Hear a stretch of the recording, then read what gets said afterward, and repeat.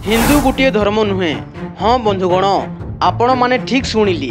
बंधुगण, जो धर्म को रक्षा करने अंधभक्त धर्म रक्षक माने धर्म ना देश में जो गुंडाराज चलती, जो नेता माने धर्म ना हिंदू मुस्लिम कही देश में जो आतंक सृष्टि करुछंती, जो बाबा माने हिंदू धर्मर इतिहास न जानी हिंदू राष्ट्रर स्वप्न देखुंती, आज ये मूर्ख धर्म रक्षक अशिक्षित नेता एवं ये पाखंडी बाबा मानू भूल साबित करिबा एवं आज यही भिडियो प्रमाण सहित साबित करदेवा जे हिंदू गोटे धर्म नुहे।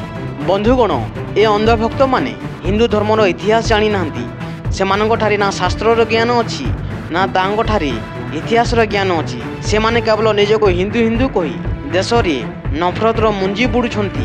बंधुगण, हिंदू गोटे धर्म बोली हिंदू धर्मर कौनसी धर्मशास्त्र लेखा जाए नहीं। हिंदू धर्म बोली वेद, गीता, भागवत, पुराण रे मध्य लेखा जाए नहीं। निजको हिंदू बोली ना श्रीकृष्ण कहिचंती ना श्रीराम कहिचंती। हिंदू शब्दर प्रयोग हिंदू धर्मशास्त्रर कौनसी पुस्तक करा जाए नहीं। हाँ बंधुगण, यह ही सत्य। किंतु ए अंधभक्त माने छाती पिटी निजको हिंदू कही देश में आतंक सृष्टि करुछंती। बंधुगण, आपण मानक मन में निहाती प्रश्न उठुथबो जे जदि हिंदू धर्म बोली कौनसी धर्म पुस्तक उल्लेख करा जाए नहीं, तेबे आमे निजको काहेकि हिंदू बोली कहूछु।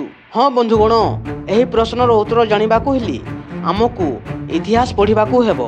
अंधभक्त मानू कहीदेबाकू चाहूची जे हिंदू शब्दर व्यवहार सर्वप्रथमे विदेशीय माने करिथिली। हाँ बंधुगण, आपण माने ठीक शुणिले। हिंदू शब्दर व्यवहार सर्वप्रथमे विदेशीय माने करिथिली एवं एहिठारु सृष्टि हेला हिंदू धर्म। बंधुगण, शह शह वर्ष पूर्वे भारत को फारसी माने आसीथिली निज राजनीति एवं व्यापार करिबा पई। से माने सिंधु नदी पाखरे रहुथुबा लोक माननकु हिंदू कहतुली, कारण से मानकर उच्चारण रे सिंधुटा हिंदू हो जाउथुला।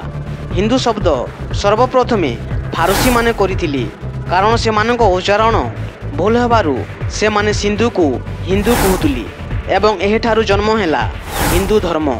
बंधुगण, आपण मानू एठारे क्लियर करदेवा चाहिए जे हिंदू शब्दर व्यवहार धर्म हिसाब से करा जाउ नथिला।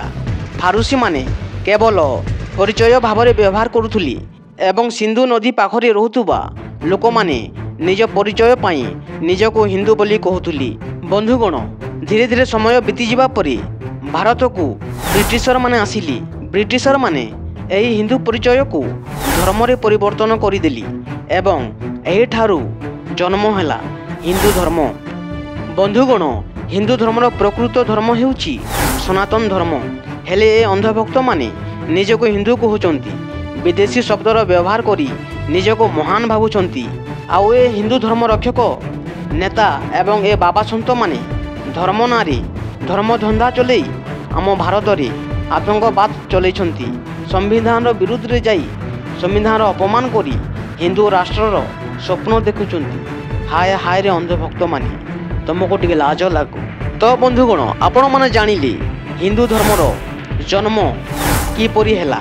हिंदू धर्मर जन्म विदेशी माने करिथिली। तो बंधुगण, यही वीडियो जदि आपण मानक जदि भल लागिला ताहाले वीडियो को लाइक करंतु, चैनल को सब्सक्राइब करंतु।